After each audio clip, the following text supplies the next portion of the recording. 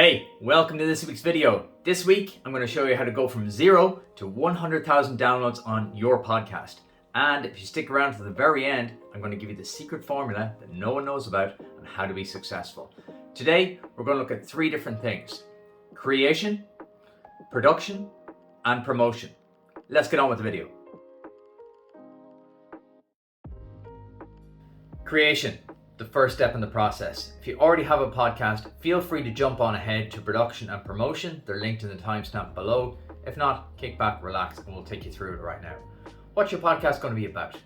If me and you went for a coffee right now, what would you talk to me about for an hour and a half, without notes, without needing to prep?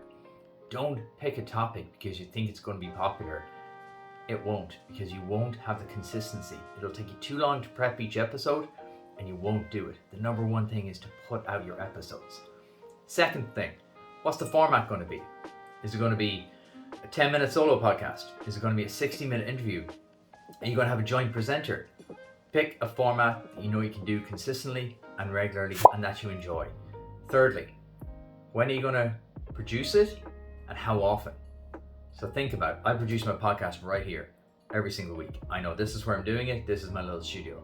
Have in your mind somewhere you can record regularly with minimal sound interruption and decent facilities, so you know it's not going to be a big deal to record it. And secondly, figure out how often you're going to release. Are you going to be weekly, fortnightly, monthly?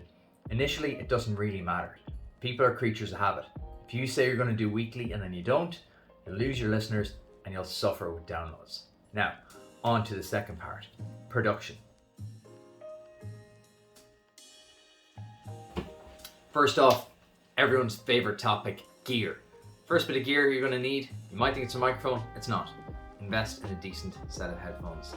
What the microphone will pick up, your naked ear might not. For example, you want to understand that you're talking at the right level, you're talking too loud, or there might be external noises that are going on outside the room or something that are picking up with a mic. You'll need to hear all that. Decent set of headphones. $20, $30, $40, don't go crazy. Secondly, microphone. If you're starting off, I recommend the Blue Yeti microphone. You'll get this on Amazon or Gear for Music for about 100 to 150 euro. Okay, really, really good, solid quality mic, and this will get you going. It comes with a desk stand as well.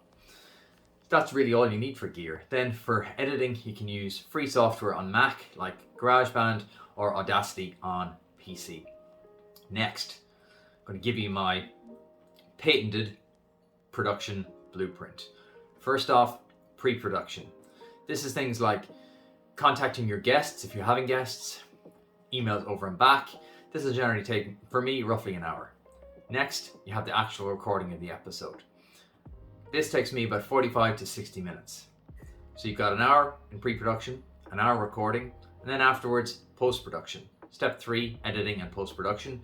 This is things like editing out the ums, ahs, coughs, someone says something they shouldn't.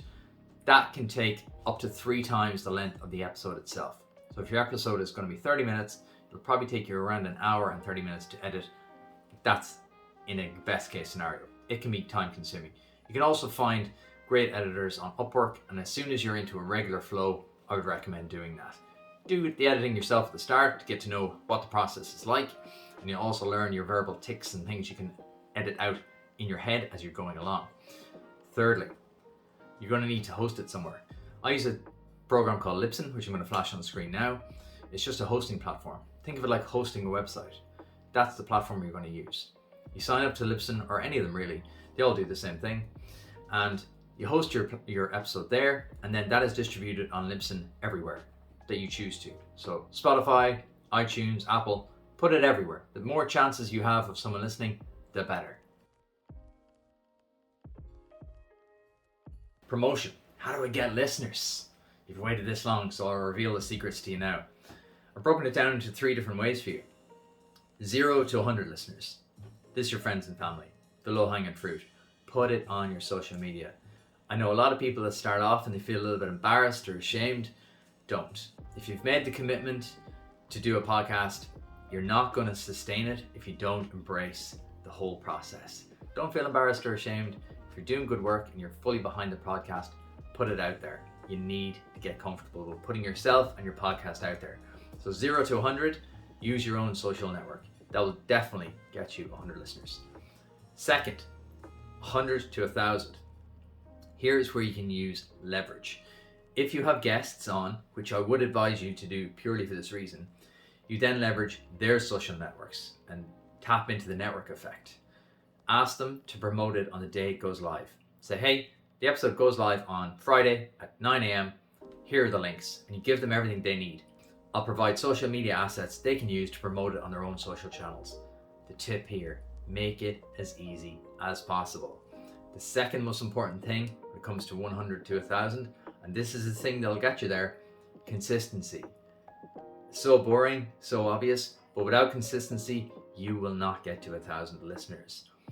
90% of podcasters quit by episode 3. Of the 10% that continue, 90% of those quit by episode 20. So if you make it past episode 20 and you keep going, I guarantee you will get to 1,000 listeners. Let me know in the comments if you're over 20 episodes in and how it's going for you. And thirdly, the biggie, 1,000 to 100,000. That's a big jump. What's the first point? Consistency. Keep churning it out. I'm over 2 years into my podcast journey now, and I'm just about to hit 150,000 downloads. For the first year, it was slow, and slowly it starts to pick up. It's like anything. The most important thing is don't get disheartened. Don't expect to get 1 million or don't expect to get 100,000 very, very quickly. Slowly, but consistently. That is the way to do it. You keep doing all the things I've talked about so far. Keep getting your guests to share it. Keep producing social assets. And now start repurposing your podcast for other channels. Clip it so it makes interesting little snippets, 60 seconds to 5 minutes. Clip your episodes into relevant content and then release that all across social media and keep doing it.